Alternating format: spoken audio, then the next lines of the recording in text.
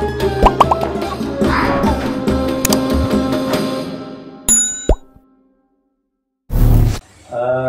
ya untuk masalah ijazah. Jadi banyak juga yang nanya ya seperti itu. Dan juga berikutnya saya pernah mendaftar beasiswa tahun lalu. Apa perlu mengisi formulir pendaftaran dan referensi yang baru? Dia sudah pernah daftar atau mungkin belum rezeki, belum lulus, dia mau daftar lagi tahun ini misalkan.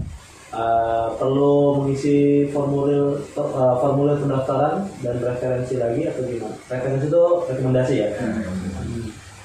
Setahu saya memang harus isi baru ya. Jadi kalau teman-teman misalkan tahun ajaran 2020, 2021 gitu nanti ya, itu harus mengisi formulir yang terbaru. Jadi dengan kode jurusan fakulti terbaru dan juga referensi juga kalau bisa terbaru. Karena itu akan dilihat tahunnya. Ya, jadi kalau teman-teman sudah pernah ikut, sudah pernah coba beasiswa tapi masih belum lulus, mau nyoba lagi tahun berikutnya itu harus yang terbaru juga. Semuanya ada masa berlakunya biasanya. Kalau SKCK ada berlaku juga ya. Ada 6 bulan. 6 bulan ya. Jadi kalau sudah expired, sudah habis masa berlakunya ya harus buat baru gitu ya. Jadi pengalaman saya pribadi ketika kemarin mendaftar, untuk berkas awalnya kan saya sepakat semuanya sudah ada, termasuk salah satu SKCK. Kebetulan SKCK saya itu sudah dari 6 bulan yang lalu, dan ketika itu saya maksa, yaudah nggak apa-apa kalau sudah expired gitu. Ternyata sudah saya kirim ke pihak Brunei, jelang beberapa bulan, ternyata ada email masuk yang menyatakan bahwasanya mohon maaf SKCK saya sudah expired dan pihak Brunei meminta untuk memperbarui SKCK saya. Oke, jadi ada notifikasi dari panitia bahwa SKCK-nya expired. Iya, sudah itu lah ya. Jadi harus buat yang terbaru ya. Iya, saya langsung buat baru, langsung saya sampaikan emailnya ke pihak Brunei. Masih baik ya panitianya ngasih tahu. Iya, kalau misalnya langsung ini udah expired. Iya, biasanya kalau yang nggak sesuai langsung cut gitu ya. Ya itu masih rezeki ya, alhamdulillah. Tapi memang sudah ketentuan dari formnya itu sudah tertulis bahwasanya file yang tidak lengkap maka tidak diproses. Ya betul. Jadi maksudnya ada hal-hal yang harus diperhatikan juga ya teman-teman. Jangan sampai kita cuma upload gitu ya. Harus dilihat juga expirednya gitu ya. Betul. Oke, itu untuk pertanyaan formulir yang sudah pernah tapi harus buat yang terbaru ya. Dan berikutnya pertanyaan berikutnya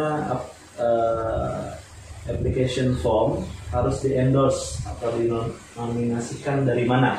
Oke, untuk endorsement ini menurut pengalaman teman-teman yang terbaru seperti apa prosesnya dulu dari Mas Fatan? Kalau pengalaman saya pas itu saya endorsementnya ke Disdikbud setingkat kota di Semarang.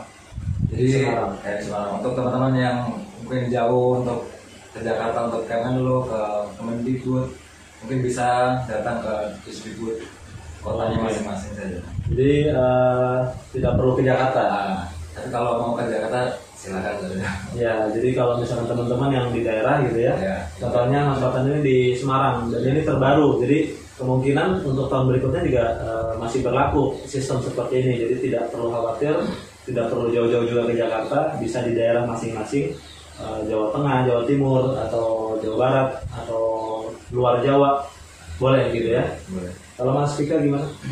Kalau saya kebetulan tinggal di ibu kota Jakarta, jadi saya ketika itu berusaha untuk mendapatkan semaksimal mungkin. Jadi saya ke Disdikbud Pusat DKI Jakarta, tingkat provinsi.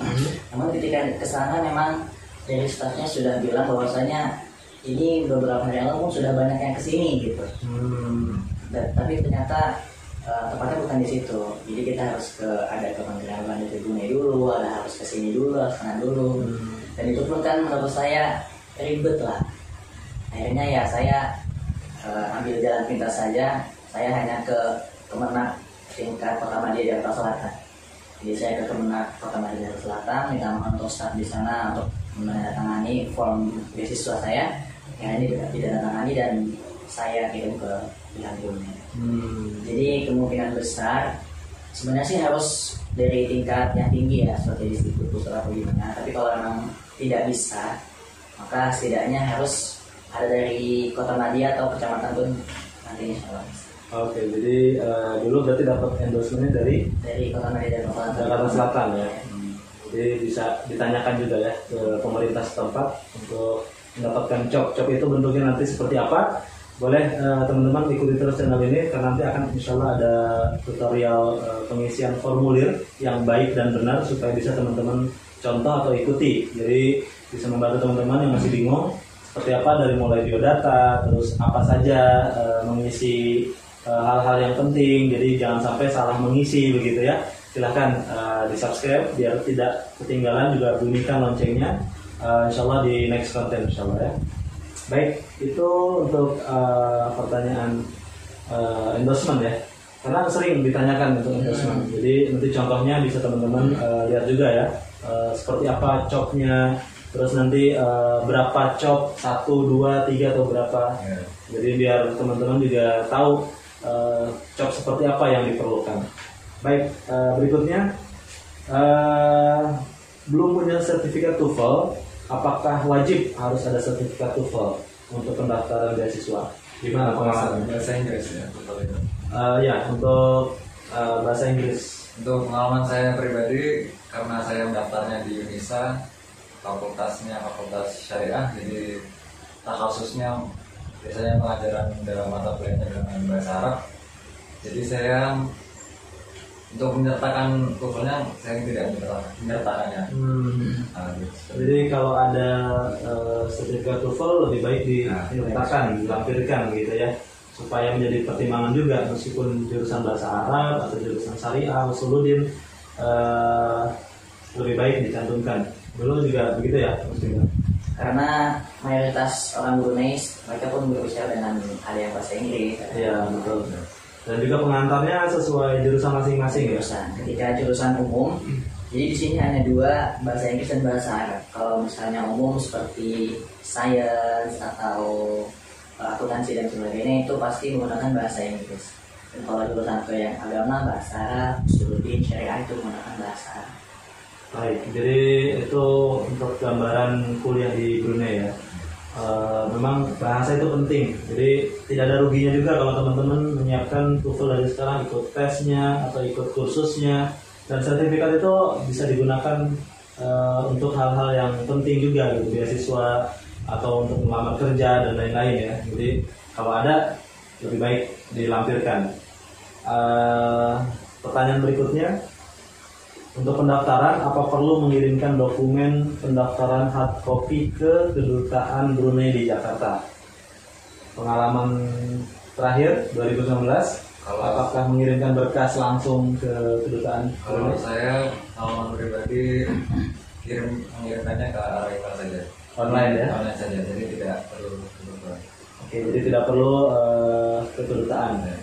Kirim online yang sudah disediakan websitenya. Ada emailnya, ada website yang kita bisa upload file-filenya ya.